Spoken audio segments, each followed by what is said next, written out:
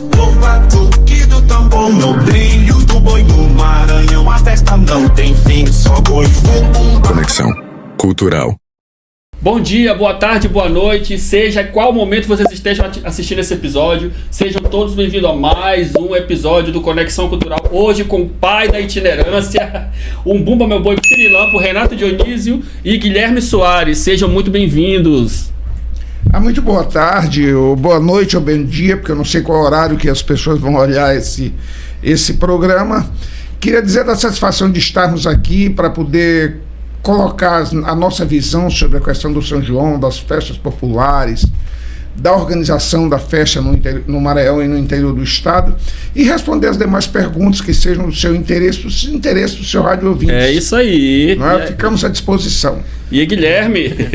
Del, eu queria pelo fio do coração cumprimentar você, sua audiência qualificada, na companhia aqui do poeta Renato Dionísio. Sempre uma alegria estar na sua presença para falar de cultura, que é o que a gente ama e vive 24 horas por dia. Não, me chamando de teu ídolo, pra mim tá tudo bem. Isso até o final vou chamar várias vezes, é uma piada interna aí.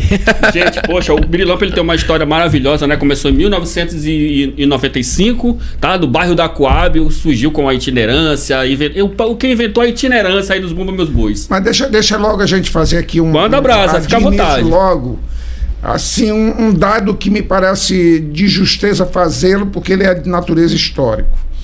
Olha, o Pirilampo nasceu em 1995, mas ele só foi sair em 96. Porque quando eu fazia e produzia o Boi de Palha, produzi durante 3 anos, foi assim um boom.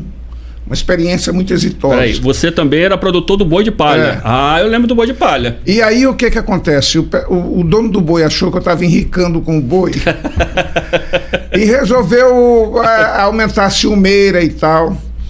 E eu disse em junho, quando já estava na temporada, disse, olha, essa é a minha última temporada, eu não pretendo mais ficar no boi. Que, aliás, eu nunca pretendi nem ficar em boi, nem ter boi, nem isso nunca passou pela minha cabeça. Ali. Nem ir para a favela do samba também, isso nunca foi da minha cabeça. Eu fui levado pelos acontecimentos, pelos amigos, etc, etc, como fui levado para o Boi de Palha.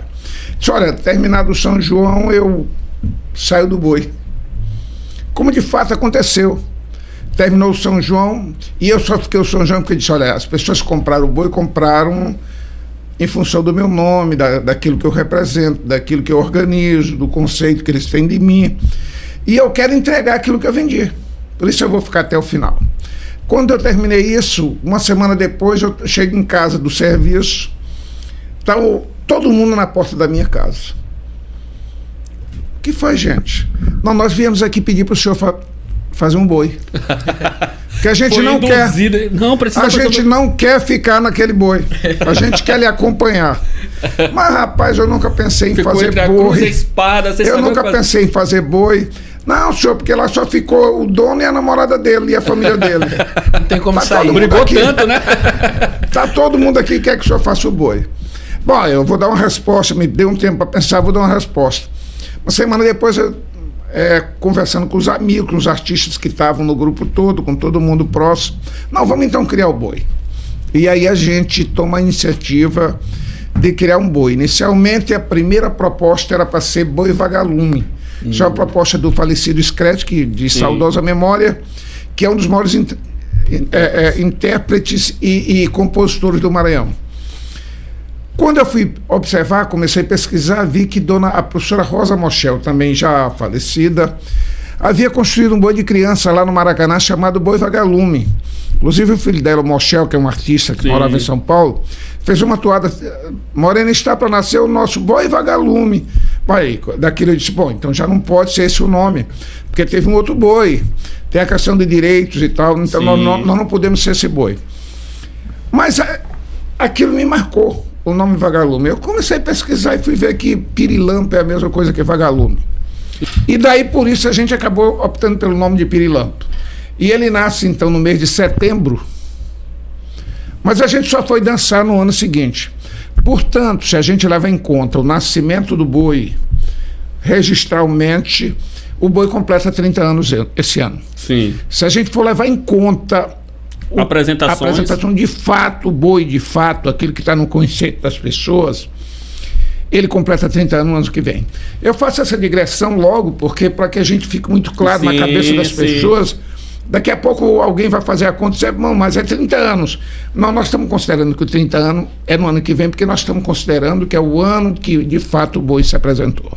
Sim, que tem uma história parecida com essa coisa dos anos, é o Boi de Morros, que na verdade parece que eles só completam 50 anos, o jubileu deles mesmo é ano que vem, mas a comemoração começa desde esse ano, dos 50 anos. Sim. Eles inclusive vão ser nossos convidados aqui, eles vão falar um pouco mais sobre isso. Então, Renato, conseguiu fazer o boi, alegrou a galera que estava querendo... Pois é, acabamos fazendo o boi, não é? E começamos essa saga de Ser de Luz aí, que já tem esse tempo todo. Nós começamos, você respondendo agora objetivamente a sua pergunta da itinerância. Nós começamos o projeto itinerante em 2002, apenas na sede do Pirilampo, com alguma brincadeira menor, quadrilha, alguma coisa. Alguém me falou, desculpa te interromper, alguém me falou, e você está aqui para contar isso, né? Porque é bom a gente saber de fato como as coisas aconteceram. Que tinha alguma parceria entre vocês e o Boi da Maioba, alguma coisa do tipo? Não, vou contar a história. Tá. Então a gente começou a fazer alguma coisa nesse sentido. Nesta época eu tinha uma empresa de sonorização grande.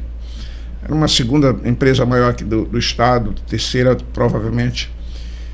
E tinha um técnico de som que trabalhava comigo, que é cantor profissional, que veio para cá de Pernambuco. Ele era chamado da reprise de Rick Louco. Eu rebatizei como Ricardo Camaleão, porque ele fundou a banda Camaleão do Forró, utilizando a estrutura que a gente tinha de som e palco. Aí ele fundou essa banda Camaleão do Forró. Bom, eu pensei, se a gente tem toda a estrutura de som, se a gente tem 2 grupos, vamos fazer essa itinerância agora um pouco mais forte. Chamei o Zé Inaldo para uma reunião lá na minha empresa, na Forquilha, onde hoje é o Beach Park. Sim. Aquele prédio é meu, é alugado. Chamei o Zé Inaldo e ele foi junto com o Índio. O Índio não é uma figura tão presente, mas ainda vive na Maioba. E coloquei para eles o plano, olha, nós temos o plano de fazer isso aqui. Então vocês entram com o Boi da Maioba, a gente entra com o Pirilampo e mais a banda Camaleão do Forró. Portanto, é um mix de atração que eu acho que dá pra gente fazer. Já foi visionário nessa época, né? Pessoa na... Pois é, há 22 anos atrás. E aí, então, a gente acabou fazendo 8 edições aqui. Nós fizemos 2 edições no Lito, nós fizemos no Clube dos Oficiais da Polícia na Avenida Kennedy, fizemos na Associação da Coab, na Associação do Malbão e por aí foi. Fizemos 8 edições. Só que naquela época, a gente cobrava o ingresso e tinha muita confusão com o pessoal do Boi da Maioba, que resistia em pagar o ingresso. E existia uma incompreensão do que o pessoal do Pirilampo pagava, o Boi da Maioba não pagava. E começou essa conversa. O Zé Inaldo, muito sabiamente, Sim. me chama e diz, poeta, você está tendo prejuízo porque a gente acaba não arrecadando o suficiente, você está tendo prejuízo, a cerveja ele que vendia. Nós está tendo prejuízo, etc, eu queria sair. Tudo bem, Zé, pode sair, não tem problema. Vamos acabar com o projeto. E por isso nós acabamos com o projeto. Passado 15 dias ele começou a fazer sozinho isto. E nós voltamos para dentro da sede para fazer a itinerância que a gente inicialmente tinha pensado. Que é isso. Então a passagem do Boi da Maioba na itinerância é essa passagem que nós chamamos o Zé. E daí nós estamos fazendo há 24 anos, né? Há 24 anos, essa foi a 24ª edição que a gente encerra amanhã. Opa, desculpe, amanhã não. Depois de amanhã. No sábado, depois de... Não. Hoje ainda é quarta, né? Hoje ainda é quarta-feira. Hoje ainda é quarta-feira. Então nós encerramos no sábado essa última itinerância, com uma programação rica, uma programação... Aí o que aconteceu com a coisa da itinerância? Eu, inclusive, escrevi um artigo ainda agorinha para publicar no jornal e estava dizendo que eu me espanto porque a gente não tinha pretensão de chegar onde chegou. Essa semana até o Camarão respondendo para Mical, respeite quem pôde chegar onde a gente chegou. Parafraseando ao contrário, eu disse, a gente nem tinha pretensão de chegar onde chegou. Mas acabou esse movimento se transformando numa coisa assim, basilar para o São João do Maranhão. Sim, importantíssimo. Nós é que estamos fazendo o São João fora de época. Nós é que estamos fazendo o pré-São João, turbinando a festa, turbinando a coisa. E foram esses itinerantes que cada vez mais está trazendo o povo para o folclore para a cultura Isso popular. é importante, está aproximando Porque o público. cada vez mais essas coisas estão se aproximando. E eu não tenho nenhum problema de fazer as constatações que são de natureza histórica. Quero, inclusive, agradecer assim carinhosamente a 3 figuras públicas: ao vereador André Campos, ao secretário de Cultura, o Yuri Arruda, né, e ao governador Brandão, que estão apoiando alguns grupos, não estão apoiando ao Pirilampo. Estão apoiando alguns grupos para fazer essas itinerâncias. Eles dão as estruturas. Sim. E o pessoal está fazendo isso. Claro que isso é uma forma barata de incentivar, de turbinar o São João. Sem dúvida. Agora, nós ainda não é que a gente rejeite qualquer apoio oficial, mas nós entendemos que enquanto a gente puder resistir, fazendo com os nossos próprios meios, com a nossa independência, eu acho que é melhor. Porque ali é um espaço que, embora público, qualquer um pode dizer o que quiser. O microfone é livre, ninguém tem amarra, ninguém vai ficar preso a coisa nenhuma convenção, nem dizer ou deixar de dizer o nome de quem quer que seja. Então, enquanto a gente puder preservar isso, eu acho que a gente continua preservando. Eu espero que seja por mais 50 anos, né?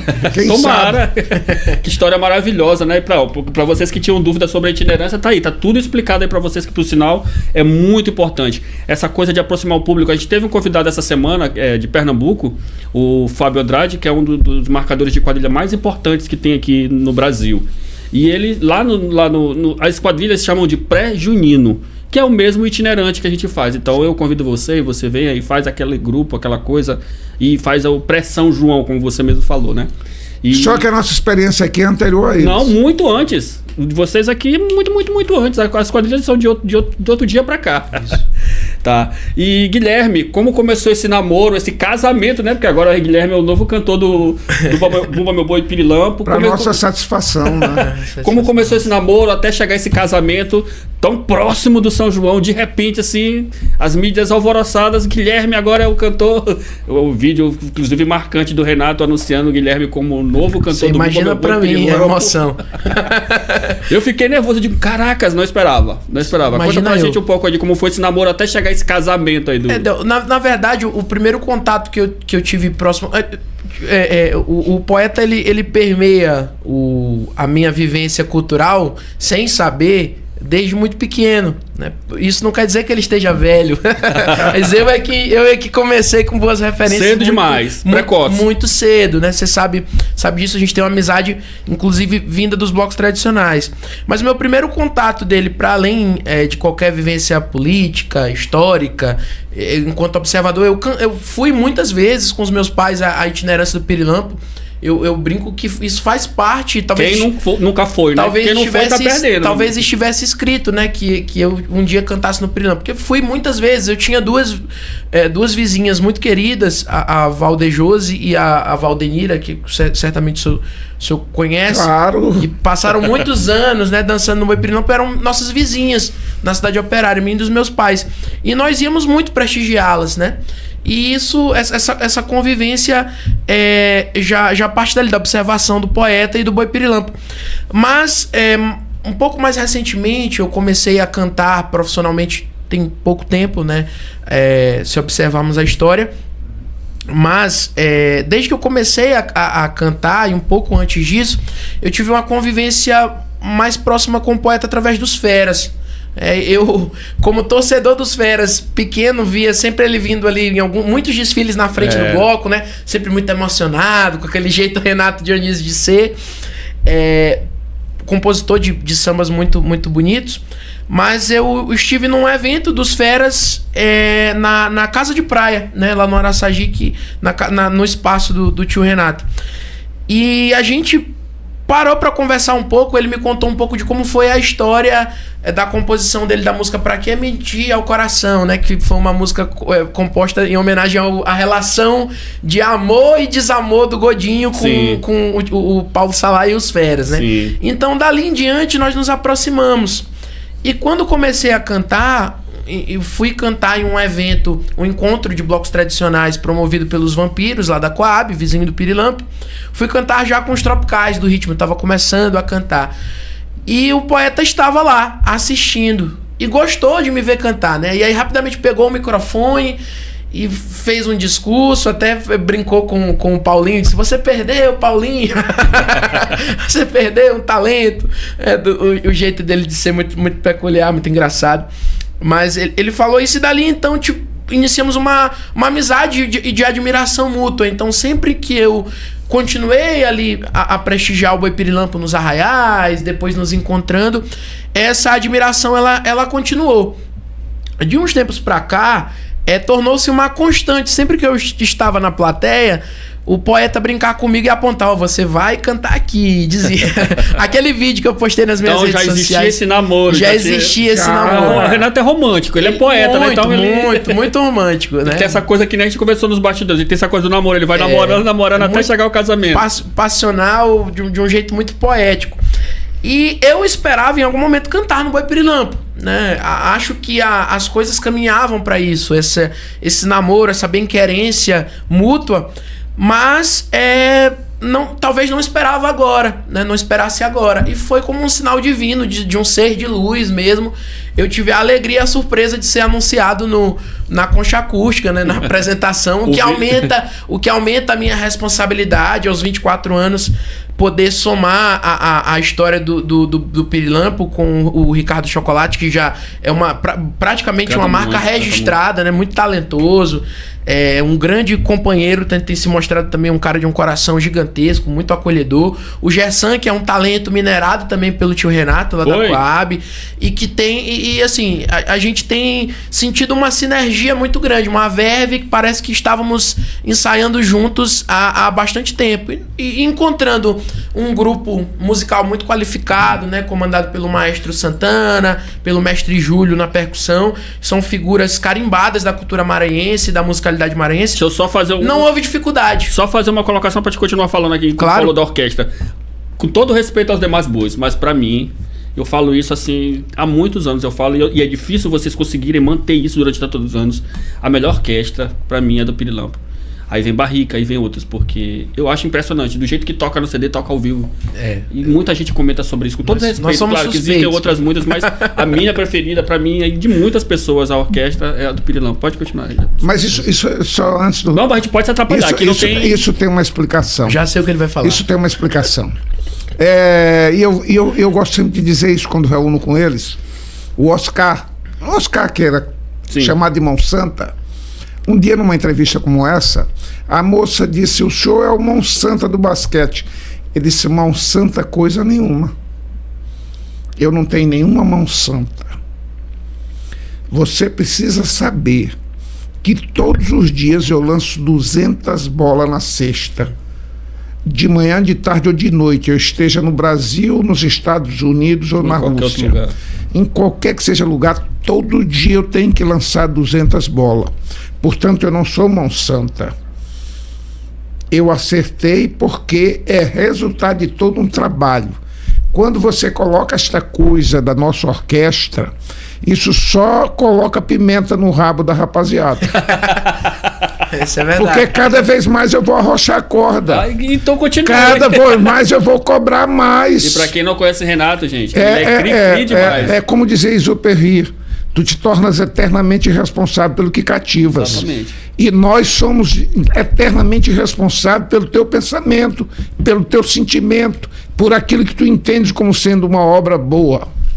Exatamente. Essa cobrança que o poeta colocou, ela é uma cobrança que ele há de concordar a parte também dos nossos líderes, né, dos segmentos.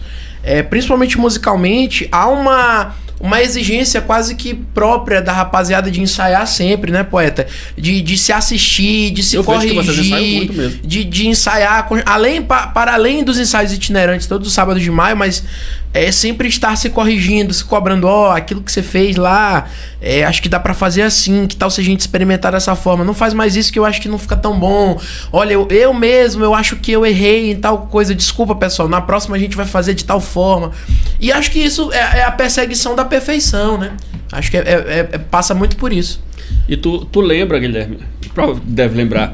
Tu lembra quando foi a primeira vez que alguém te viu como cantor? Eu lembro. Eu lembro que como cantor, Mas você fala profissionalmente ou como um talento pra cantar? Foi uma pessoa que te viu, eu ia chegar nessa história. Uma pessoa que te viu e que ficou, não, ele é cantor, ele tal. Tem dois momentos muito marcantes, assim. O primeiro deles é com um grande amigo em comum, que talvez nós tenhamos, que é o Barreto.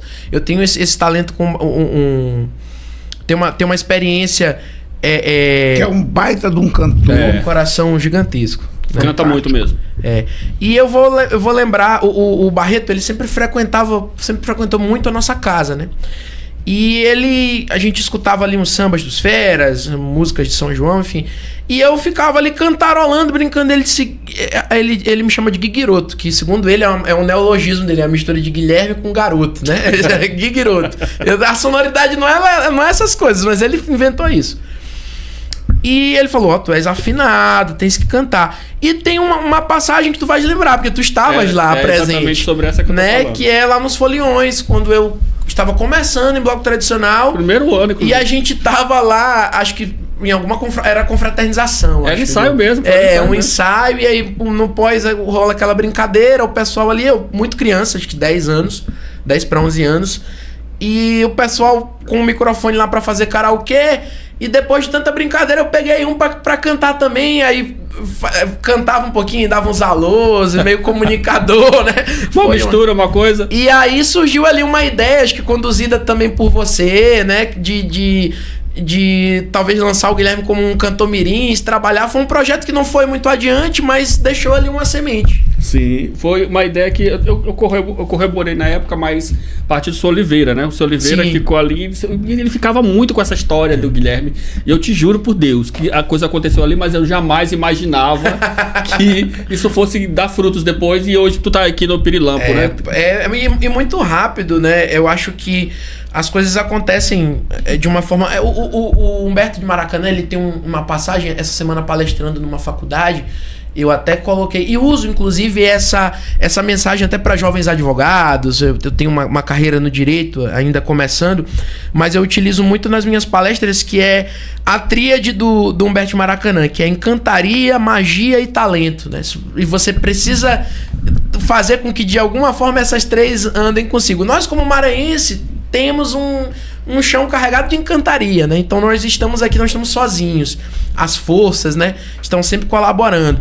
A magia é a magia de quem gosta de cultura, de quem se interessa por arte, de quem em algum momento encontra com a música. E o talento, ele acho que é um imponderável desses três itens. Eu acho que de mais ou de menos, eu acho que cada um tem o seu, ou cada um tem a sua especificidade, mas eu jamais poderia imaginar. Isso de cantar pra mim tava meio esquecido quando eu entrei no ensino médio.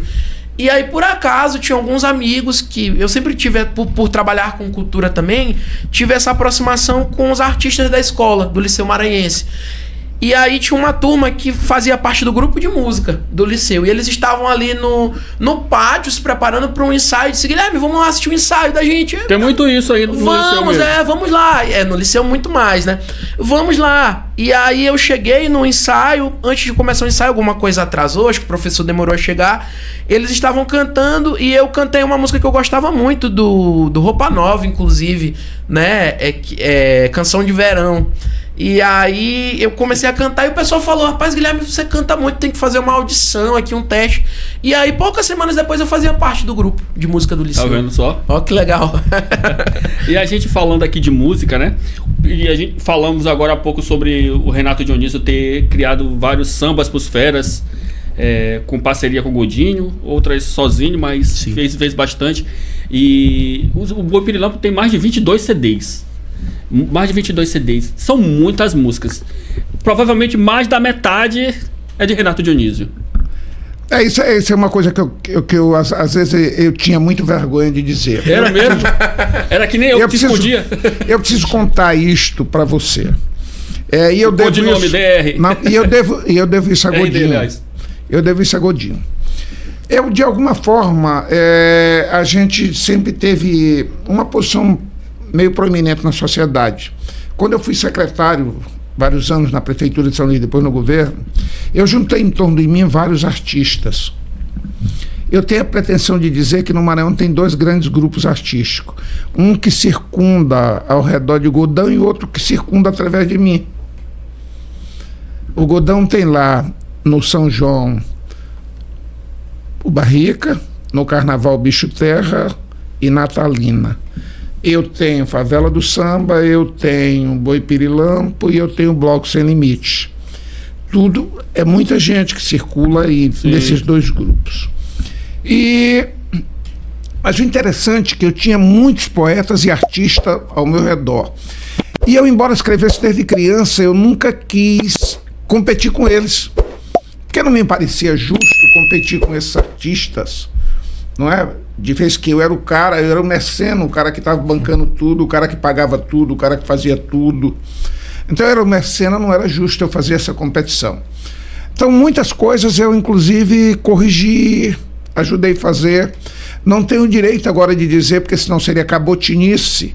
Elas estão registradas em nome de outras pessoas. Sim. Mas é fato. Ocorre que em 2003, 2004, a gente teve um problema com o poeta Zé Raimundo, de saudosa memória, que já morreu, que é um dos maiores poetas que eu conheci na minha vida, Zé Raimundo Gonçalves. E ele entrou com uma ação contra o Boi pedindo 500 mil de indenização, porque a gente usava Esqueça no nosso espetáculo. Eu fiz a defesa, a contestação e de imediatamente retirei a música do nosso repertório. Passamos 6 anos sem cantar Esqueça. Ela estava sendo esquecida. Literalmente. Ela estava sendo esquecida. Ele, antes de morrer, foi à justiça e retirou, e nós voltamos Esqueça para o repertório. É uma coisa, não sei se tenho autoridade para fazer isso. Isso mais ou menos o que aconteceu com a família da Dedé com o Balaio de Rosas. Então, o que aconteceu? Essas pessoas, ele retirou, eu voltei. Mas durante esse período, eu tomei uma decisão de começar a fazer alguma coisa. Foi o tempo que eu trouxe Godinho para o grupo, já estava vovô, já estavam outros artistas, e o maestro Nonato Silva, Augusto Bassi e tal. E nós começamos a fazer os CDs, e eu não queria colocar meu nome. E eu devo a Godinho a decência de dizer, não, eu só vou gravar se colocar o seu nome. Aí depois de muito relutado, eu disse, não, faça o seguinte, coloque RD. É daí que surgiu o pseudônimo de RD. Sim. Tá? Então, hoje, a gente tem, o Pirilampo tem quase 400 músicas gravadas, muito provavelmente a metade é minha, eu assino. Eu acredito mesmo. E tem uma página que eu vou te provocar. Agora eu vou te provocar. Eu tenho uma página, Renato Dionísio Oficial, no YouTube. Depois você olha. Que tem 180 músicas que eu fiz que não são para o Pirilampo. Como é o nome da página? Renato Dionísio Oficial, no YouTube. Então, galera, são 180 músicas que eu fiz que não são para o Pirilampo. Então ali tem tudo. Tá, então se você somar, aí é 400 e não sei quantas. Sim. Pera, eu estou dizendo, o que eu estou dizendo para você, eu faço prova. Mas no início a gente teve muito essa dificuldade de dizer isso. Então, respondendo objetivamente, claro que a minha obra ela é de 2003 para cá. Porque é quando eu tomei a decisão de assinar. E o mais interessante, como ninguém conhecia o Renato como poeta, como compositor, verdade. Ninguém conhecia. O Renato era o administrador brabo, valente, não sei o quê, arrogante, casqueiro, mas ninguém conhecia essa verve. Ninguém conhecia. Quando começou a aparecer música minha assinada, as pessoas juravam de pé junto que não era. Que alguém tinha colocado o meu nome. Havia um rumor, eu vou usar o termo que tu usou assim, sem papas na língua.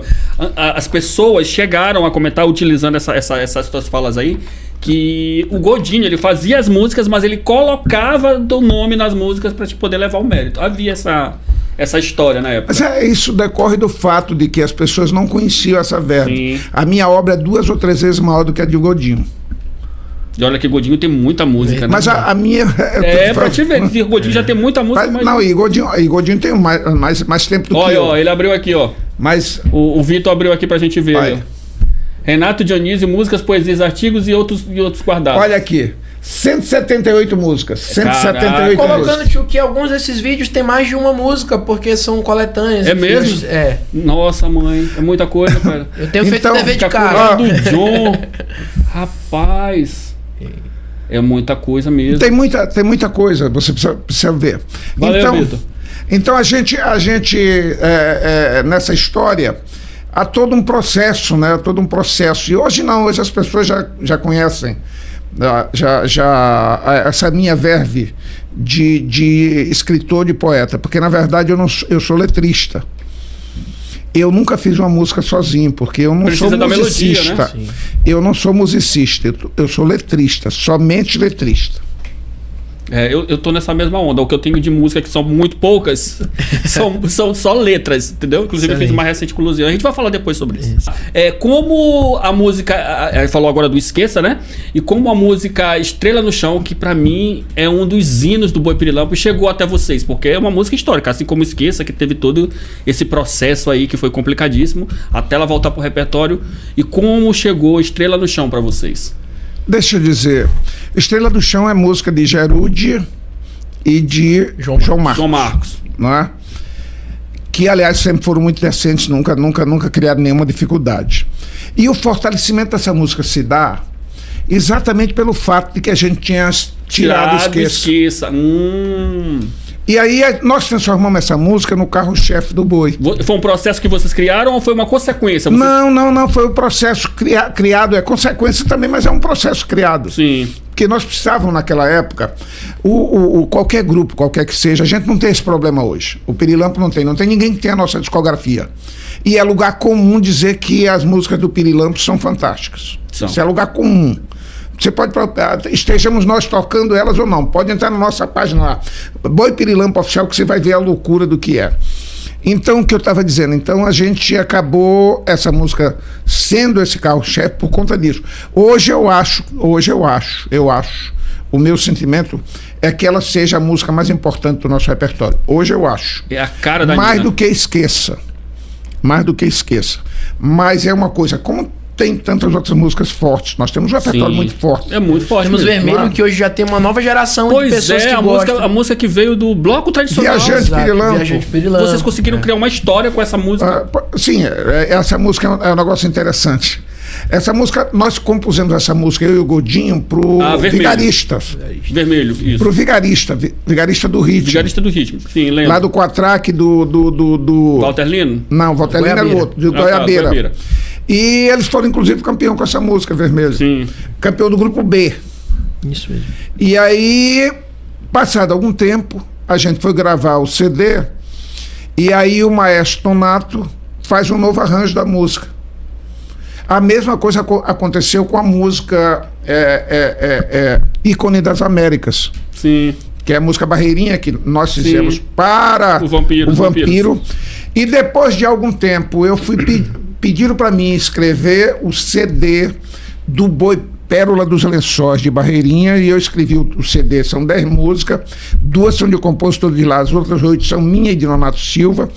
E Nonato Silva sugeriu, rapaz, vamos colocar essa música. Mas como, Nonato, essa música é do bloco? Não, vou fazer o arranjo já. E fez um arranjo fantástico. E essa música acabou acontecendo lá. É a música mais conhecida hoje da cidade de Barreirinhas, né? Deve, por uma questão de justiça, ser levada à condição de hino cultural da cidade. Sim, verdade. Como a gente já também tem hino cultural em Barra do Corda e em outras cidades que a gente já fez. Então eu acho que essa coisa chegou na nossa mão. Claro que a música tinha qualidade, mas ela foi turbinada por conta desse episódio que acabou beneficiando toda a história e todo o processo, que é uma música linda. Agora, o problema maior da musicalidade do Pirilampo, não sei se eu devo colocar isso, pelo menos nos termos que eu normalmente coloco, mas é importante de alguma forma para as pessoas perceberem. A diferença não é que o Pirilampo faz os 4 sotaques. Existem outros grupos que fazem os 4 sotaques. Você tem ciência que vocês incentivaram os bois a fazer isso, né? Tá. Porque antigamente boi de orquestra era boi de orquestra. Principalmente era muito aquela coisa sotaque do munim. A partir da introdução dos outros ritmos dos bumba meu bois dentro do boi de orquestra, eles foram mexendo na musicalidade. Mas é importante a gente fazer algumas variações nisso. Já, de vez que a gente está tentando ser didático, é importante fazer algumas variações. Na verdade, o primeiro grupo a fazer isso aqui foi o Gangorra, na Universidade Federal do Maranhão. Primeiro grupo a fazer compilação de danças no Maranhão foi o grupo Gangorra. O Américo depois, saindo do Gangorra, criou o Cazumbá, onde o Godão dançou, onde muitos artistas amadores dançaram, saíram e fizeram o Barrica. Eu lembro do Cazumbá. A diferença do Barrica para nós é que o Barrica faz o Bumba Boi e faz os folguedos populares. Ele faz o divino, faz a quadrilha, faz o divino, faz a quadrilha, faz o tambor de crioula, que nós não fazemos. Sim. Nós só fazemos o Bumba Boi. Mas a diferença da gente para eles é que quando ele faz a quadrilha, é só quadrilha. Quando ele faz o boi, é o boi. Quando ele faz um sotaque, é um sotaque. E a gente começou a misturar tudo isso. Sim, é disso que eu tô falando. É difícil você ver quando a gente está cantando uma coisa ou outra coisa, a não ser que seja iniciado. Porque quando eu faço o boi de orquestra, a célula é rigorosamente do boi de orquestra. Quando eu faço o boi de zabumba, a célula é rigorosamente a célula musical do boi de zabumba. Quando eu faço o boi da ilha, a célula é rigorosamente igual ao boi da ilha. Quando eu faço pindaré, a célula é rigorosamente igual. Nós fazemos questão de manter esta célula na sua identidade musical, embora a gente misture tudo, mas a gente mantém a célula musical, porque isto é respeitar o tradicional. Isso é beber na sabedoria do tradicional, mas respeitando, colocando limite à nossa criatividade, colocando uma cercadura naquilo que a gente está fazendo para não desvirtuar aquilo que é tradicional, não deixar de respeitar aquilo que é tradicional. Porque as pessoas às vezes pegam a ideia, isso é muito comum em tudo na sociedade. Aí alguém fez algo que é muito bom, muito tendencioso, então eu vou lá, eu pego aquilo, eu acabo transformando aquilo, e outra pessoa vai e transforma de novo, e outra transforma, quando a gente vê, desconfigurou. Isso é muito comum acontecer, né? Mas sobre uma coisa que me marcou muito no itinerante, eu sempre vou todo ano, esse ano inclusive ainda não fui, tô devendo, eu acho que eu vou amanhã, que é o último, eu tenho que ir amanhã. No sábado. Sábado, isso. Foi uma apresentação ano passado do Bumba Boi de Barbosa. Isso é de conhecimento muito importante para vocês, tá? Vocês que não conhecem a história do Bumba Boi, principalmente do boi de orquestra, que a gente vai falar agora. O Renato Dionísio, ele fez uma declaração lá pro boi de Barbosa, inclusive agradecendo a presença deles. E ele contou o que poucas pessoas sabem, que é inclusive também uma história controversa, sobre como foi criado, como surgiu o Bumba Meu Boi de orquestra. Você pode contar um pouquinho dessa história pra gente? Claro, será um prazer. E a controvérsia ela não tem muito fundamento, porque ela não tem sustentação histórica. O que a gente coloca tem sustentação histórica. Como é que surgiu o boi de orquestra? No interior, naquela época, não tinham radiolas e nem tinham equipamento de som. As festas nas comunidades eram feitas tudo no peito. O cantor cantava mesmo, era ele cantando, não tinha negócio de... Eram cantigas, né? Bota uma caixinha de som aqui pro cara cantar. Não tinha nada disso. Não tinha microfone, caixinha de som, não tinha nada disso, era no peito. E o cara do mesmo jeito, no pandeiro era do mesmo jeito, o trombone era do mesmo jeito, tudo era do mesmo jeito. Esses caras, uns músicos de Rosário, foram fazer uma festa. Então começou em Rosário, vale ressaltar isso, tá, gente? Foram fazer uma festa no interior de Rosário. Acompanha o contexto histórico. Embora a gente coloque sempre que é o sotaque do Munim, mas eles nasceram na cidade de Rosário. Então eles foram, um grupo de artistas desses, de músicos, foram fazer uma festa numa cidade do interior próxima, 3, 4 quilômetros, 5 quilômetros. Saindo da festa lá para 2, 3 horas da manhã, vêm para a cidade, que moravam todos na cidade, e passam no ensaio de um boi. O boi está ensaiando. E nego resolveram encostar para tomar uma gelada. Vamos tomar mais uma aqui. Vamos tomar mais uma cachaça, uma pinga, vamos embora. Daqui a pouco alguém se empolgou e começou no trombone fazer algumas coisas junto com o boi. Daqui a pouco a orquestra toda estava tocando junto com o boi. O pai de Barbosa, que era o dono do boi, resolve, que era músico, gostou daquela molecagem. De forma despretensiosa. E no final chamou os caras para repetir a brincadeira na próxima semana. E assim surgiu o boi de orquestra.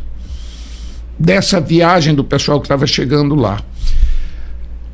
É importante dizer que que o pai da Leila, seu Chiquinho, Chico Naiva.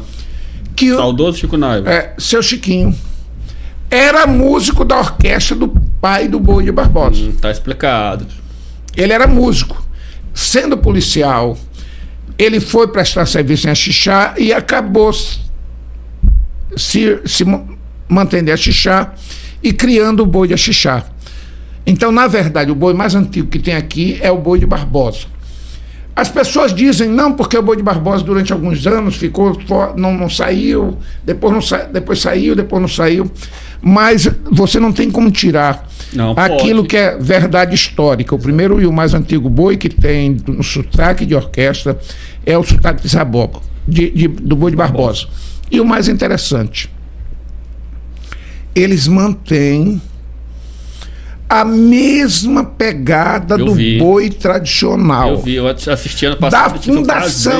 Da fundação, o mesmo andamento. Eu acho emocionante. Eu vou dizer uma coisa para você. Quando eu cheguei no Pirilampa, a gente gravava, por exemplo, a nossa zabumba com o pitch. Sabe o que é pitch? É o andamento. Sim. É o metrônomo. Sim. 96. Hoje nós estamos com 132.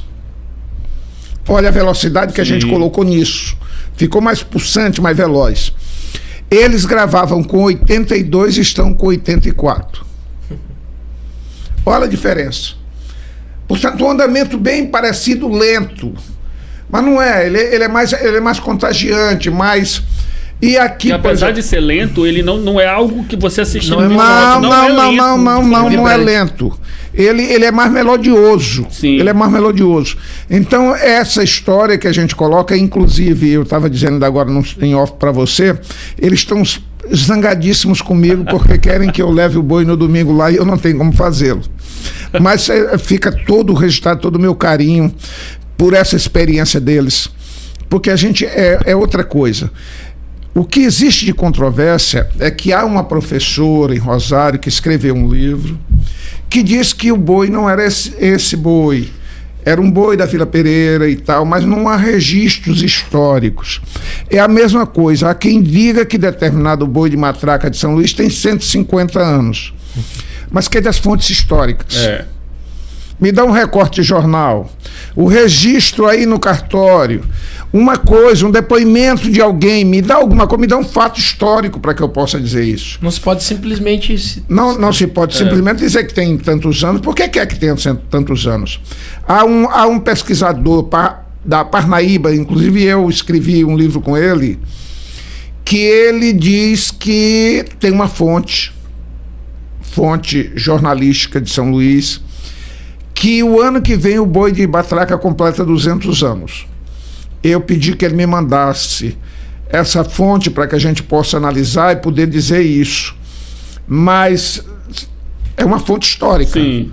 É recorte de jornal. Comprovação científica. É uma coisa. Entendeu? Então eu acho que é isso que a gente está discutindo aqui. Mas é importante que a gente coloque isso. O Boi de Barbosa é, de fato, o boi mais antigo de orquestra do Maranhão. E é maravilhoso. Quem não teve a oportunidade de ver, vejam, gente. Assistam Bumba Meu Boi de Barbosa. Eles voltaram agora recentemente. Eu só lamento que eu perdi o maestro Renato Silva para eles. Exato, eu já ia comentar isso. O retorno do boi leva também a figura do maestro, que é o cantador, o melhor banjista, né, do Maranhão também. Excelente. O maior músico do Maranhão, o maior músico do mundo para mim. Detalhe, gente, ele não enxerga. Só para vocês saberem, tá? Um ouvido absoluto. O problema do maestro Renato é que não é que ele toque bem um instrumento, é que ele toca bem qualquer instrumento. O maestro Renato é uma figura tão fantástica que me permite eu contar isso aqui para vocês. O cara vai pro estúdio dele fazer uma gravação. Chega lá, tem uma coisa que a gente diz, só dá nos ovos. Na música tem muito essa expressão. O cara só dá nota errada. Mas aí o Nonato diz, não, assim não, daquele jeito, não, assim não. E daqui a pouco eles perdem a paciência. Não, ficou boa, essa ficou boa, pode deixar. Quando o cara vai embora, ele Quando vai o cara sai, ele entra no estúdio e faz tudinho sozinho. Não, mas isso é competência. E tem uma contribuição imensa para a música do Maranhão, o maestro Nonato. Lamentavelmente, muita gente não vê porque não querem ver.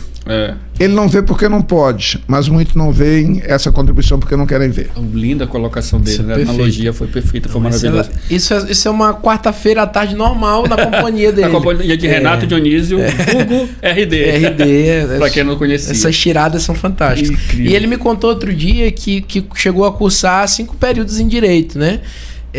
Eu não sei se posso revelar porque não continuou, mas era assim, o motivo é tão hilário quanto, né? Mas é muito justificável também. Agora imagina o direito maranhense com essa pérola. Ia ser polêmico, porque ele já é polêmico por si só. Imagine ele graduado. Isso. E Renato, conta aí pra gente quais serão os próximos passos pro Meu Boi Pirilampo, quando é que vai ser o batizado, conta aí pra gente. Porque vocês têm uma coisa de também, começou a temporada em viajar, porque o Pirilampo ele faz assim, é um boi que faz as apresentações importantes aqui, deixa eu só... se muda pra Baixada. Não, deixa eu só... É outra história que eu tenho que contar. Pode contar, fica à vontade. É outra história que eu tenho que contar. Essa história da nossa itinerância pro interior começou no governo de Rosiana. Que eu adoro a Rosiana. Sim. Acho que ninguém tem uma contribuição maior para a cultura popular do que ela. Eu corroboro com o que tu tá falando aí. Ninguém. A cultura popular do Maranhão, ela tem alguns momentos, o Bumba Boi sobretudo. Se a gente considerar 50, 60 anos atrás, o boi não passava do João Paulo, 70 anos. Era proibido de entrar no centro da cidade.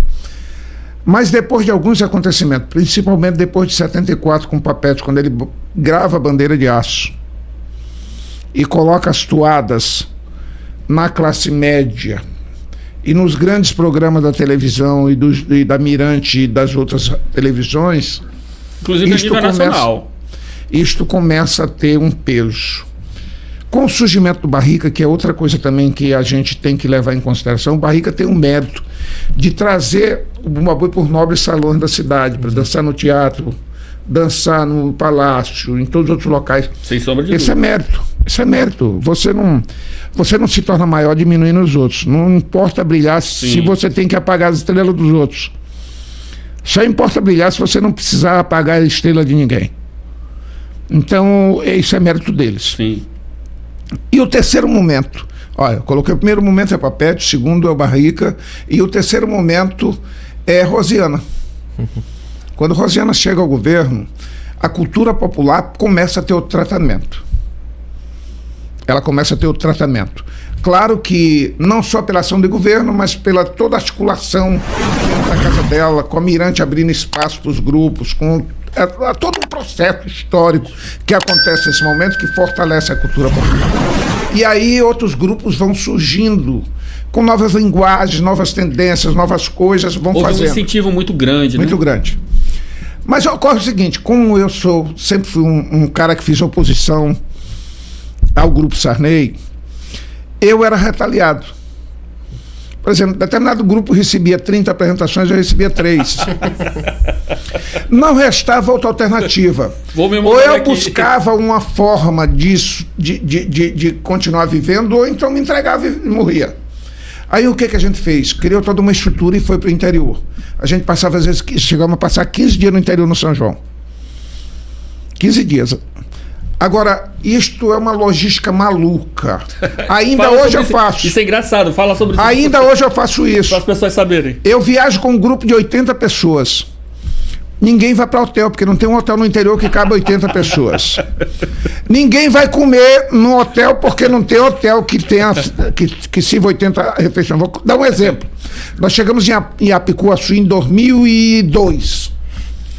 Aí o prefeito disse, não, a gente dá comida. E chegamos lá umas 10 horas da manhã.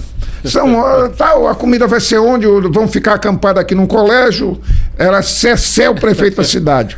Tinha um clube na entrada da cidade que era o clube dele. Cessé é um clube social. Vai ficar aqui e tal, mas o hotel no final da rua, aquela rua lá e tal, e tal, e tal. Onde é que tem um riacho aqui pra gente banhar? Ele disse, não tem um riacho ali do lado esquerdo e tal. Eu já reuni todo mundo, olha, quem vai ficar vigiando de plantar é fulano tal hora, fulano tal hora, e o resto vai pro rio. Aí eu fui olhar o hotel. Quando eu cheguei lá no hotel, tinha 2 mesas dessa de plástico com 8 cadeiras. Eu já fiz a leitura. Meu Deus, como é que eu tenho quase 90 pessoas, elas vão comer nessas 2 mesas. Significa dizer que isso vai levar 3 horas para comer. Aí, não satisfeito, chamei o Ronaldo, Ronaldo, me olha a cozinha dessa pessoa, as panelas. O senhor Renato tem 3 panelinhas pequenininhas. Eu digo, Caraca, então vai fazer essa comida de 10 vezes. Menino, compra lá um saco de camarão seco e um saco de farinha, bora pro Rio beber cachaça e comer isso. Então, a gente, em função dessas experiências, a gente acampa na beira do rio. Em qualquer rio, em qualquer riacho, em qualquer lagoa, onde a gente possa... Se prepara. Como diz o outro, né? Preparando pra cagar no mato e banhar no rio. Não é? Então a gente fez isso durante toda uma vida. E hoje, por exemplo, só para você ter ideia, seu Pirilampo, esta é a minha agenda já. Você vai encontrar poucos grupos que têm essa quantidade de apresentação já hoje. Aí tem 36 apresentações já hoje. Isso já pra temporada? 36. Muita apresentação. E aqui já tem 3 viagens. Pode falar, fica à vontade aí. Aqui tem viajado para o Tuntum, para Barra do Corda e para Bernardo Mearim. E isto, se a gente não conseguir fazer uma condensação, se fizer, a gente viaja mais. Viaja mais. Porque já sempre existe, viaja mais. É porque já tem todo um caminho que a gente já percorreu. O povo quer que volte, sim. Que a gente já percorreu. Então, um networking construído ao longo dos anos. Ao longo dos anos. Então, essa coisa que a gente faz no interior era também daí, essa refluxo ou reflexo da itinerância que a gente já fazia na cidade. Então, essa coisa toda foi mudando. Então, o Pirilampo é outra loucura. O dono é doido e o Pirilampo é outra loucura. O que ninguém sabe, gente, ele tem uma cozinha, ele leva uma cozinha pra viagem, pra fazer a comida do pessoal na beira do rio e tudo lá. Tudo. Baseado nisso tudo. Tudo, já vai tudo comprado nas caixas de isopor e a cozinha todinha, feita lá para nego comer. Porque não dá para procurar. A coisa pior que tem o grupo que chega na cidade e o prefeito diz, não, a gente vai dar o bandeco. Aí chega lá na hora do bandeco, o cara diz, sim, não, o negócio do bandeco. Não, fala com não sei quem, tu não conhece não sei quem. Não, vai na casa de não sei quem, tu não sabe nem onde não sei quem mora. Vai não sei o quê. Resultado, no final tu tem problema. Não, eu não quero nada. Não, a comida é por minha conta. Eu já viajei para lugares onde eles deram comida pra gente em apresentações, vinha até a cabeça da galinha, cara, no boteco. Então esse tipo de coisa. Então a gente já muito louco. A gente já faz tudo. Então é essa coisa que a gente tá colocando. Então o Pirilampo tem toda uma história, né? Tem todo um legado aí de experiência que a gente faz questão de preservar. Nós entendemos que esse vai ser um grande São João.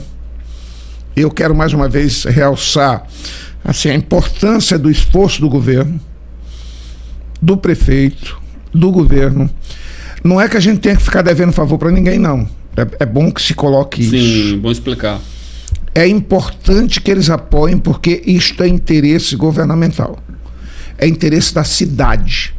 Transformar o São João do Maranhão no maior São João do mundo tem que necessariamente ser entendido como uma obrigação do governador e como um interesse da cidade, como interesse de todo mundo.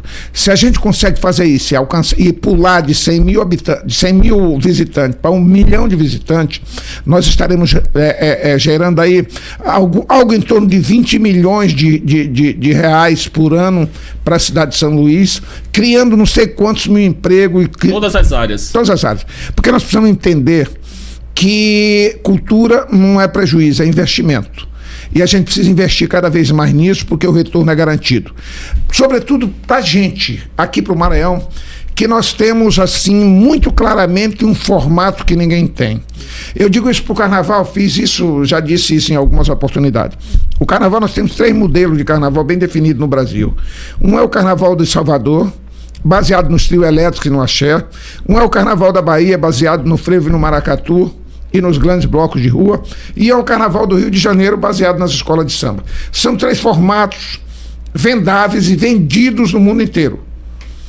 No São João, nós precisamos vender o nosso formato. Poxa. Nós precisamos construir esse formato. Nós somos aqui... Nós precisamos construir esse formato. Nós precisamos mostrar para o mundo que, se ele quiser ver isso, ele tem que vir para cá. Quando eu digo isso, eu já fui em Caruaru, já fui em Campina Grande, e já fui em Parintins. Não há nada que se compare com o nosso festejo, com as nossas festas. Não há nada. Agora, esse esforço do governador é importante para fortalecer a cultura popular. O único senão que eu faria seria talvez o exagerado espaço que se dá ainda para as atrações de fora. Exatamente. Talvez só isso. Mas haverá alguém que ache que isso também ainda seja necessário. Mas vamos trabalhar para que no ano que vem, daqui a 2 anos, daqui a 3 anos, nós não tenhamos que depender mais deles. Sim. Nós não tenhamos, a gente consiga construir esse projeto de São João, made in Maranhão, e que a gente possa vendê-lo para o mundo inteiro sem precisar de mais ninguém no Brasil. Já tivemos bem perto disso, né? Tá. No passado já tivemos bem perto disso. Alguma coisa nesse sentido. Mas eu acho que está avançando o processo. Vamos Mas modernidade, acho, completando o que o poeta falou, e no sentido dos artistas de fora, há uma reclamação dos artistas locais de que não haja a paridade de armas, ou seja, a qualidade do equipamento de som oferecida muitas vezes não é a melhor. Então, como é que nós vamos ter condições de fazer a musicalidade que você mencionou nas suas palavras, né? A gente toca igual a um CD. Como é que a gente vai apresentar isso ao turista se muitas das vezes o equipamento não é da melhor qualidade? Ou o artista que vem de fora, ele não deixa nada de concreto aqui, a não ser uma apresentação de entretenimento. Então acho que é preciso separar o que é política de cultura do que é entretenimento. Isso que o Guilherme coloca, só para tentar aprofundar um pouquinho mais. Eu tenho dito, e o ano passado, eu fui muito mal entendido quando fiz um discurso lá no IPEM, e até acabei pagando um preço por conta disso, quando eu dizia que eu não tenho medo da concorrência. Que venha o artista de fora, que venha a concorrência, me bote para tocar junto com ele. Eu não tenho problema nenhum de ter essa concorrência. Eu, Pirilampo, não tenho problema nenhum. Pode colocar para tocar com Ivete, com jumento, com a porca parida, com quem você quiser. Para mim não tem nenhum problema. Agora, o que a gente precisa tão somente é ser colocado na mesma linha de partida. A verdadeira igualdade é aquela que coloca as pessoas na mesma linha de partida. Eu concordo. Essa é a verdadeira igualdade. Então, na medida em que eu tenho o mesmo espaço que ele tem, na medida em que eu tenho a mesma divulgação que ele tem, na medida que eu tenho o mesmo som que ele tem, na medida que eu tenho tudo que ele tem, pode vir que eu aceite a concorrência. Agora, não dá para concorrer quando ele ganha 500 milhões e eu 5 mil. Não dá para concorrer quando ele tem 4 mil decibéis e eu tenho 400. Não dá para concorrer quando ele tem a mídia da televisão durante 6 meses e eu não tenho uma chamada de televisão. É isso que nós precisamos começar a construir e é isso que nós precisamos alertar cada vez mais, que a gente precisa equiparar as armas para que a gente tenha um combate justo. Eu concordo com vocês em grau, gênero e número. E só para reforçar isso daí que vocês falaram, não adianta ter um bom som se eles continuam tocando música da Bahia. Não adianta ter um bom som se eles continuam cantando músicas de outros estados sem desmerecer os outros estados. Mas se a gente quer valorizar a atração local, é como o Renato disse, quando você pega o Pirilampo, que é uma atração local que canta as músicas locais, e vai concorrer com alguém que canta outro estilo de música, assim tá valendo, tá bom, tá lá o som e você tá representando o seu estado de verdade. Mas acontece que os próprios artistas se rendem. Agora nós agora estávamos falando da importância do itinerante. Eu vou colocar mais uma importância assim que às vezes fica desapercebido. Nós precisamos fazer com que o maranhense goste da gente. Nós precisamos nos amar mais. Sim, sem dúvida. Olha, eu quando o Jacques foi cassado, eu me considero um filho político do Jacques. Quando o Jacques foi cassado na saída do palácio, eu nunca vou esquecer isso. Ele, bastante entristecido e debilitado, ele agarrou na minha mão assim, a gente descendo as escadas, olhou para mim carinhosamente, parou, e o partido estava todo ali ao lado dele, a militância do partido, todo mundo ali. Ele disse: a gente precisa se conhecer mais, a gente precisa se amar mais, a gente precisa se gostar mais, porque só isso vai nos fazer mais forte. E eu conto isso para dizer que o maranhense precisa amar mais a nossa cultura. Nós precisamos nos amar mais, nos conhecermos mais, se a gente de fato quer com que o Maranhão se transforme nesse polo cultural mundial. E digo isso assim com muita tristeza no coração. E vou fazer uma provocação para você, Del. Quantas vezes você foi no aniversário de alguém que tem Bumba Boi tocando? Nenhuma. Quantas vezes você foi no aniversário de alguém que tá o bloco tradicional? Não vale na casa do dono do bloco. Se você chegar lá em casa, tá tocando todo tempo. O bloco é mais fácil de achar. O bloco, Não. com o povo de bloco, ele é mais... Não, mas é só na casa deles. Sim. Quantas vezes você olha, por exemplo, você olha agora a televisão, você olha os jornais, quantos programas tem dedicado à nossa cultura popular? E eu fico feliz de hoje estar representando isso aqui, porque Quantos? eu sinto que realmente falta isso. Não tem. Agora, e não tem por quê? Porque o nosso povo precisa descobrir dessa importância. O nosso povo precisa pressionar para que isso exista. Não só o nosso povo, mas a gente também. Nós precisamos nos amar mais, nos conhecermos mais, para que a gente se goste mais. Nós precisamos nos respeitar mais um ao outro. Nós precisamos incentivar mais o outro. Nós precisamos querer que o outro cresça. Nós precisamos fazer com que ele cresça. Parar de competir entre si mesmo, né? Pois é. Porque não há essa competição. Essa é errada, ela não existe, ela é irreal. A arte é como uma obra de arte. Você olha um quadro de Cavalcante e olha um quadro de Picasso. Você vai dizer que o quadro de Cavalcante é melhor do que o de Picasso? É um equívoco, é um erro. Aquilo tem a sua beleza, aquilo tem a sua beleza. O boi que eu faço é diferente do boi que Barrica Sim. faz, que o Godão faz.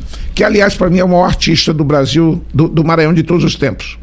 Para mim Ele não é é João do Vale. fantástico mesmo. Ele é ele pelo conjunto da obra. Tá? E eu não tenho problema de dizer isso. Então eu acho que o boi que ele faz é diferente do boi que eu faço. Haverá quem goste dele e haverá quem goste de mim. Haverá quem o respeite e haverá quem me respeite. Nós precisamos coexistir os dois juntos, porque só nós seremos fortes se a gente estiver junto. Parabéns. Gostei também das palavras. Eu queria fazer uma reflexão também fazer, sobre a fica à vontade. itinerância. Fica à vontade. Fazer uma fala, eu escrevi um artigo ainda agora. Sim. Acho que esse é o da... A eternidade do tempo. É preciso a gente viajar na memória, no tempo, para entender os 24 anos que a itinerância faz agora. Para entender a ideia inicial, para entender o que a gente pretendia, o que a gente queria fazer. Ou o que a gente fez sem até entender que estava fazendo. O fato é que, decorrido o tempo, alguma coisa ficou no coração de tanta gente. O fato é que a ideia inicial, lá, construída pelo Pirilampo, ela frutificou e, de alguma forma, se enraigou no coração das pessoas. E eu fico me perguntando, por conta de quê? O que é isso? Isto é o amor dos pais e mães que durante 24 anos, noite e dia, seguem seus filhos caminhando com o Pirilampo? Isso é o amor de gente que está há 30 anos na brincadeira, que deu parte da sua juventude, da sua vida, para que isso possa brilhar, para que isso possa acontecer? O que é que fez com que a gente chegasse onde chegou? Que força é essa? Que coisa é essa? Porque são quase um quarto de século. É muito tempo para a gente pensar. E as pessoas continuam acreditando nisso. De onde vem essa força? E eu me pergunto, o que é o Pirilampo? Por acaso sou eu? Por acaso é você? O que é de fato o Pirilampo? O Pirilampo é o que a gente representa ou o que ele é na televisão? É o que a gente pensa ou o que está escrito nos jornais? É o que a gente vê ou o que todo mundo vê e pensa? O Pirilampo não sou eu, não é você. É aquilo que o povo entendeu ser o Pirilampo. E é esse sentimento que move a gente, que haverá de continuar a tocar esse sonho. Cara. Permita a emoção. E é com essa com esse momento emocionante, com as lágrimas aqui do Renato, que eu me despeço de vocês. Foi com certeza uma das melhores atrações que a gente teve, foi muito produtivo. Os conteúdos que vocês despejaram aqui foram maravilhosos. Pessoas experientes e de grande conhecimento, tá? Eu de coração queria agradecer vocês. Antes de finalizar, eu queria também agradecer ao meu amigo Otávio Sueiro, que acreditou nesse projeto, acreditou nesse sonho para que a gente conseguisse fazer essa temporada maravilhosa, tá? E passo as palavras para vocês. Tem pedigree. Eu disse ontem num encontro no Ministério Público, quando a gente estava discutindo a questão do São João, e a tia dele estava falando que ele mandou 3 computadores para serem leiloados lá entre os presentes das brincadeiras, e eu dizia, quando ela falou o nome dele, esse tem pedigree. É mais de um quarto de século trabalhando a favor do povo. Guilherme. A gente traz sobre o Otávio, um grande amigo. E além de tudo, um coração maravilhoso e também motense, o que também nos... assim como eu e minha família. Mas olha, Del, mais uma vez agradecer a tua amizade sempre. Quando da minha... desse desenrolar todo esse surpreendente acontecimento, às vésperas da temporada, você me mandou uma mensagem muito bacana, muito bonita sobre a força daquilo que a gente faz e nem imagina que tem, né? E também queria te agradecer por esse acolhimento ao longo desses anos. A gente tem uma historinha, poderia fazer um programa inteiro dedicado aí às aventuras e desventuras no carnaval, né? Mas agradecê-lo. É com esses espaços que a gente projeta e coloca a nossa voz à disposição da cultura. Essa voz que há de ser sempre de esperança, de coragem e agora também muito iluminada pelos seres de luz do Pirilampo, né? A canção Força da Natureza, que eu tô tendo a honra de interpretar e que eu tenho muito carinho por ela, que é do poeta e de Luiz Carlos Vovô, ela diz que e quando a natureza muda, não tem que resistir à força, é melhor nem duvidar. Então a força da mudança, a força de mudar para melhor e fazer alegria, fazer cultura popular com os olhos marejados e com essa voz de carinho é sempre maravilhosa. Pode contar sempre comigo. É isso aí. Só rogo a Deus que Ele me dê força, que eu continue fazendo esse projeto aqui. E já se sinta convidado para o período do carnaval. A gente vai vir aqui falar novamente, que a gente tem muita... Nossa conversa não acabou por aqui, tá? No mais, gente, boa noite, bom dia, boa tarde, sei lá. Tchau pra vocês, valeu, até a próxima. No batuque do tambor, no brilho do boi do Maranhão, a festa não tem fim, só boi. Conexão Cultural.